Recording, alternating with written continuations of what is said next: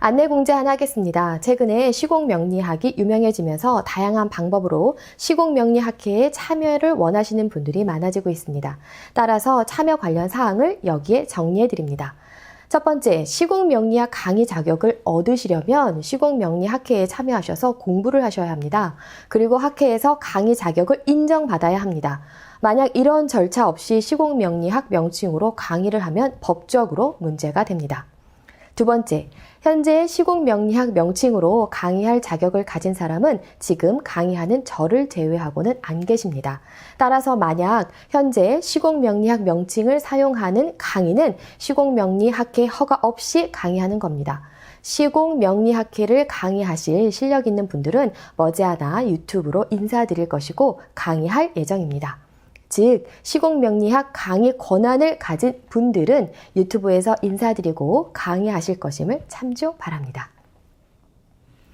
12운성의 개념에 대해서는 설명드렸죠. 명칭은 12운성이지만 기준점은 이 10간이 12개의 지지 공간을 지날 때 어떤 에너지 파동 상태인가를 설명하는 겁니다. 예로 장생은 10간의 기운이 막 생겨나긴 했지만 극히 미약하죠. 예로 인해 지장간송의 병화가 장생하기에 강한 것처럼 착각하면 안 됩니다. 인월은 해자축 월을 지나온 상태로 여전히 수기에서 벗어나지 못한 상태로 단지 자월의 개수의 빅뱅 작용으로 발산 에너지가 증가하면서 인목에서 분산 에너지 병화의 기틀이 극히 미약하게 생겨난 상황이죠. 잠깐 사계도를 살펴볼까요? 보세요. 사계도에서 임목은 임수의 응축 에너지가 통제하는 겨울에 있기에 아직은 분산 에너지를 활용할 방법이 없죠. 병화의 분산 에너지는 여름에 활용하기에 비록 임목에서 근거지를 마련했어도 묘진사 5까지 가야지만 적극적으로 사용합니다. 사계도를 통하여 이 장생지 상황이 명확해졌나요? 이렇게 12운성 의미를 달달 외울 필요가 전혀 없습니다. 사계도의 이치를 이해하고 지장간 흐름을 이해하면 내가 왜 외우고 있었지? 하고 모든 명리 이론의 명칭을 외우는 자신이 한심하다는 생각이 들 겁니다. 식궁도로 설명이 끝나고 지장간의 흐름과 사계도를 함께 묶어서 설명드리면 더욱 명확하게 시공간 순환 과정을 이해하게 됩니다. 지금부터 12운성의 시간과 공간 개념을 불어넣어 볼까요? 인옷을 삼합운동을 하는 병화의 12운성 과정을 십궁도로 살펴보죠. 머지않아서 명리학의 모든 것이 십궁도로 수렴됨을 이해하게 됩니다. 기존에 보여드린 십궁도의 시공간과 동일하고 명칭만 달라졌죠. 차이점이라면 10간의 경우 31세에서 45세 사이에 무토와 기토가 있고 10신으로 편제와 정제 시기를 지났는데 12지지의 경우는 2개의 토가 더 많죠. 따라서 무기토의 궁위에 2개를 채우면 관대와 묘지, 쇠지와 양지로 표현되는데 묘지와 양지는 31세에서 45세 사이가 아니라 죽음에 이른 시기와 윤회의 과정임을 이해하면 됩니다. 여기서 한 가지 중요한 것은 12운성의 기준점을 절대로 잊으면 안 됩니다. 병화는 분산 에너지로 이런 에너지 상태가 12지지 공간을 지날 때 어떻게 변화하는가를 살피는 겁니다. 즉, 잊지 말아야 할 것은 병화가 분산 에너지라는 의미로 그런 특징을 가진 에너지가 임목에서 장생하면서 막 생겨나고 오화에서 제왕으로 분산작용이 극에 이르고 술토에서 분산 에너지가 작용력을 상실하고 묘지에 들어간다는 것입니다. 더 특별한 의미가 있을 것이라는 기대는 하지 마세요. 부연 설명을 한번 해볼까요? 분산 에너지 병화가 왜 갑자기 인해서 생겨났을까요? 지장간 흐름을 모르면 이해하지 못합니다. 달달 외우는 방식으로는 지장간이란 오화의 병화가 있고 천간에 투간하면 편인격, 식신격 이런 식으로 격의 명칭을 정하는 것이라 착각하죠. 지장간표를 시공간 흐름으로 살펴볼까요? 신기하게도 병화가 오화에 있다가 갑자기 사라져서 축월까지는 전혀 보이지 않습니다. 그러다가 병화가 인월에 갑자기 드러납니다. 왜 그럴까 호기심을 가져본 적이 있나요? 만약 없었다면 시간과 공간 개념이 없고 오로지 생극으로 격국 명칭을 정하는 표라고 생각했기 때문이죠. 분산 에너지 병화가 오화에서 극점에 이르면 꺾이기 시작해서 정화로 바뀝니다. 즉, 병화의 분산 에너지가 정화의 수렴 에너지로. 누가 이렇게 만들었죠? 생극이 이렇게 만들었나요? 아니죠. 바로 시간 흐름이 분산 에너지를 수렴 에너지로 바꾼 겁니다. 시공간 개념을 빨리 느껴야 명리학이 미친 듯 재밌어집니다. 오화의 공간에서 병화의 분산 에너지 속성은 극점에 이른 후 천천히 역사의 뒤안길로 사라지고 그 자리를 수렴 에너지, 정화가 차지하기 시작합니다. 다만 지장간에서 보이지 않는다고 분산 에너지가 사라졌다고 판단하면 안 됩니다. 오미 신월까지 병화가 열매의 부피를 확장하는 역할을 하다가 6월에 열매가 땅에 뚝 떨어지면 분산 에너지는 쓰임을 잃기에 이런 상태를 사지라고 부르고 명칭을 정한 것이죠. 사계도를 잠깐 보시면 여름의 병화가 이 가을의 유구멀 공간에서 쓰임을 잃는다는 의미가 12운성으로 사지로구나 이해가 쉽게 됩니다. 이렇게 분산 에너지는 사계도에서 여름의 열매를 확장하는 데 활용한다는 기본 의미를 이해하면 명칭을 외울 필요가 없어집니다. 명칭을 외우는 것이 중요한 것이 아니라 어떤 시공간에 있는가를 이해하면 그만입니다. 그런데 지금까지 왜 외우고 있었을까요? 다시 말씀드리지만 기존 명리학에는 시간과 공간 개념이 없기에 외워야만 한다고 착각하기 때문이죠. 잠시 옆으로 샜는데요. 유금에서 사지에 들고 술토에서 묘지를 만났던 분산 에너지 병화는 어떻게 갑자기 인월의 장생지로 그 모습을 드러낼 수 있었을까요? 잠깐 해자축 월의 시공간 흐름을 다시 살펴보시죠. 해월의 유금으로 무한 응축 상태에 있다가 자월의 빅뱅으로 무한 응축 상태인 임수에서 개수로 발산 에너지가 폭발합니다. 그 기운이 축월까지 이어지면서 응축 에너지를 털어내기 시작하고 만물이 동할 준비를 합니다. 인월에 이르면 발산 에너지 개수가 분산 에너지 병화를 만들어냅니다. 신기하죠? 수기가 화기를 만들어낸 겁니다. 바로 이와 같은 과정을 반복합니다. 수기와 화기가 만나면 오로지 극할 뿐이라고 생각하면 극단적인 생극론에서 벗어나지 못합니다. 개수 발산 에너지가 있었기에 병화 분산 에너지가 임목에서 장생하게 됩니다. 극인가요? 생인가요?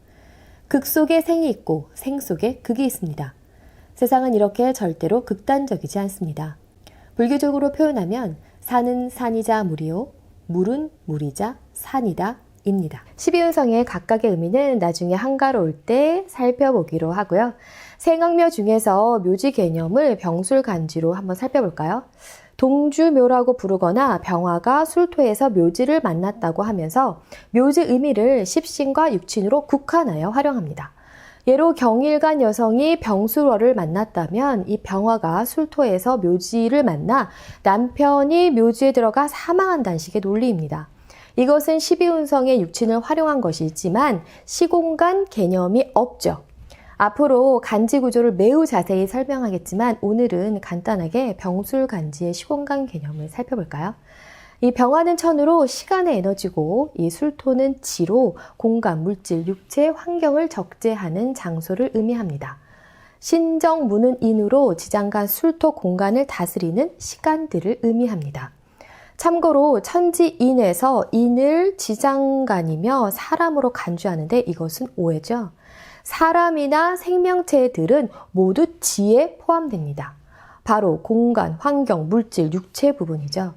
지장간은 사람이 아니라 공간을 다스리는 시간들입니다. 이런 공간에 시간 에너지가 내려와 생명체들의 삶에 스며들어 반응하게 합니다. 예로 술토 공간은 신, 정, 무 시간들이 내려와 다스리면서 생명체와 물질에 영향력을 행사합니다. 따라서 신정무 시간의 에너지들의 특징을 이해하면 술토에 존재하는 생명체들의 특징은 어떤가를 이해합니다. 신금은 가장 가치 있는 시종자로 지켜야 하는 것입니다. 에너지 속성으로는 굉장히 딱딱하고 날카로우며 까칠하죠. 정화는 수렴하고 집중하여 전문가적 성향이 강합니다. 이렇게 신정이 함께 있으니 시공간은 극히 집중하여 활용하면서도 보수적인 성향이 강합니다. 여기에 무토의 시간이 가미되면 호전성이 추가됩니다. 무토는 나와 타인의 영역을 구분하려는 속성의 강함을 가불병정 체계에서 설명했습니다.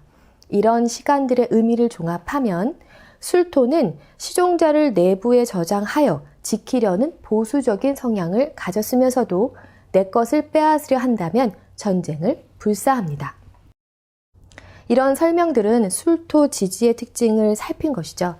만약 병술간지의 시공간 흐름으로 12운성의 의미를 살펴보면 전혀 다른 의미가 드러납니다. 원래 병화 분산 에너지로 존재하던 병화가 시간 흐름에 따라 술토의 공간으로 내려옵니다. 그 과정에 신정무 시간들과 조화를 이룹니다. 병신으로 조합하면 분산 에너지가 무력해지고 병정이 조합하면 분산 에너지가 수렴 에너지로 집약됩니다. 그리고 무토의 수렴 에너지가 축적되는 과정을 거친 후 해월의 무토로 그 에너지를 넘겨주면서 간목과 임수의 시간이 드러납니다. 지장간 흐름으로 살피면 이런 과정을 거칩니다.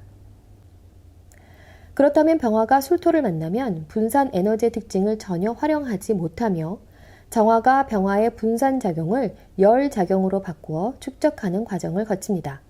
이런 작용력을 삶에 비유해 볼까요? 병화는 정화에게 자신의 역할을 맡아달라고 부탁합니다. 이때 병화는 두 가지 행위를 선택할 수 있습니다. 술토의 공간에서 자신의 분산작용을 제대로 할 수 없으니 그 공간을 버리고 멀리 떠나거나 정화를 앞으로 내세우고 자신을 뒤로 숨는 것이죠. 응용하면 병화가 사장으로 지내다가 술토 공간을 만나면서 정화를 바지사장으로 내세우고 자신은 뒤로 물러납니다. 그렇다면 어떤 경우에 병화는 술토 공간을 버리고 떠날까요? 간단히 응용해 볼까요? 진술충 작용으로 그 공간을 떠나서 자신의 활동 영역을 찾습니다. 축술형 작용을 통하여 변화를 주면서 병화가 원하는 공간을 찾으러 떠납니다. 이제 마지막으로 12운성과 10궁도를 정리해 볼까요? 표에서 보듯 인에서 에너지가 동하여 오에서 극점에 이르고 술에서 묘지에 들어가 에너지가 소멸하고 해에서 절지를 만나 분산 에너지 작용은 전혀 못합니다. 그러다가 자에서 빅뱅으로 발산 에너지가 생겨나면 처음으로 분산 작용을 만들어낼 수 있는 공간을 만나고 인해서 그 실체를 극히 미약하게 드러낼 수 있는 순환 과정을 반복합니다. 이렇게 12운성은 천간 10개의 글자가 12개의 공간을 지날 때 어떤 에너지 파동 상태인가를 살펴서 명칭을 정한 것이구나라고 이해하면 됩니다. 명칭에 집중할 것이 아니라 그 의미에 집중해야 합니다. 명칭을 외우는 것은 무의미합니다. 저는 다음 강에서 뵙겠습니다. 다시 말씀드리지만 시공명리학의 골수인 시공도, 십궁도 1과 2, 정임계 등은 최근에 공개해서 시중에 널리 알려진 상태는 아니지만 사계도는 2010년부터 카페에 올려두어서 현재 유튜브나 카페, 블로그에 사계도를 모방, 왜곡하거나 자신의 창조물처럼 사용하는 경우가 갈수록 늘어납니다. 사계도를 적극적으로 활용하시되 시공명리학 창작품임을 명확하게 밝혀주셔야 법적으로 문제가 없습니다.